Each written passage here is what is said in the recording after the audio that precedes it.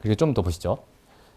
여기 3장 20절에 보시면은 율법으로는 죄를 깨달음이니라 이렇게 돼 있어요. 율법으로는 죄를 깨달음이니라. 3장 20절. 그러니까 이것도 제가 있던 교회에서도 이거 설명을 많이 했어요. 율법으로는 죄를 깨닫는다 하면서 10계명을 이제 들이댑니다. 1계명부터 10계명까지 딱 들이대요. 1, 2, 3, 4, 5 해가지고 살인했습니까? 안 했는데요?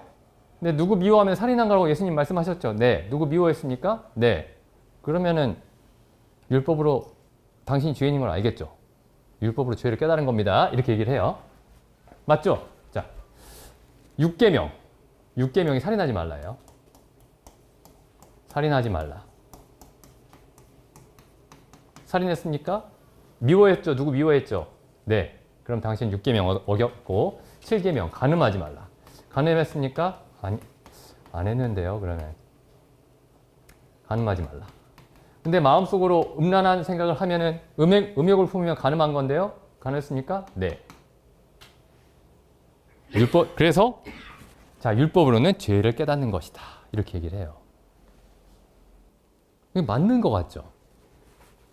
아주 틀린 얘기는 아닙니다. 그런데 여기 보시면은 자, 여기 율법으로는 죄를 깨닫는다라는 말이 그러니까 내가 살인하지 말라라는 계명을 보고 내가 살인했구나.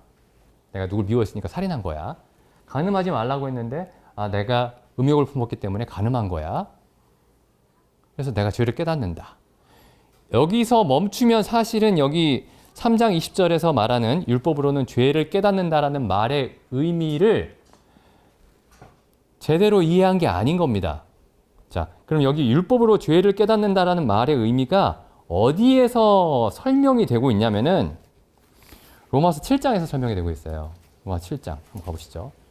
그러니까 내가 살인도 했구나, 내가 간음도 했구나, 내가 도둑질도 했구나 이렇게 해서 끝나면 그건 율법으로 죄를 깨달은 게 아니고 7장에 가보시죠. 여기 율법으로 죄를 깨닫는다는 말이 여기 설명이 되어 있어요. 자, 7장 7절 보시죠. 그런즉 우리가 무슨 말 하리요? 율법이 죄냐? 그럴 수 없느니라.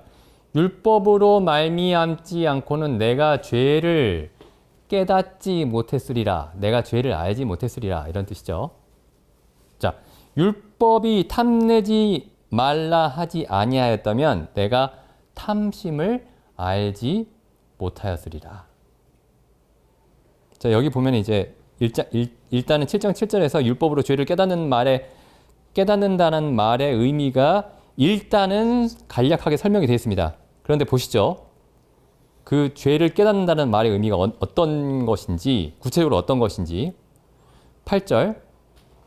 그러나 죄가 기회를 타서 계명으로 말미암아 내 속에서 각양 탐심을 이루었나니 이는 법이 없으면 죄는 죽은 것임이라. 이건 나중에 설명을 드릴게요.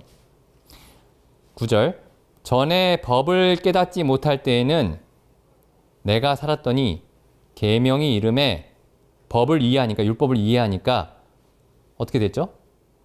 율법으로 내가 이 죄를 졌고 이 죄를 졌고 이 죄를 졌구나를 깨닫는 게 아니고 율법으로 뭘 깨달았죠? 죄는 살아나고 나는 죽었다. 이게 율법으로 죄를 깨닫는다는 말의 의미예요. 그러니까 내가 하나님의 여러 계명 중에 100개의 계명 중에 한 30개 어겼네? 이게 아니고 율법을 보니까 죄는 살아나고 나는 죽었구나. 자, 보시죠. 계속. 13절. 그런즉 선한 것이 율법이죠. 선한 율법이 내게 사망이 되었느냐? 그럴 수 없느니라. 오직 죄가 죄로 드러나기 위하여 선한 그것으로 말미암아 나를 죽게 만들었으니. 이게 그래서 로마서 7장 7절에서 24절까지가 율법으로 죄를 깨닫는다는 말의 뜻입니다.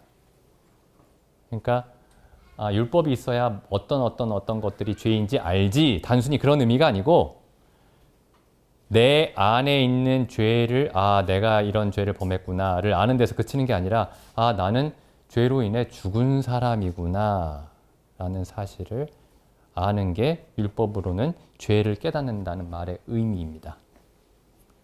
율법으로는 죄를 깨닫는다.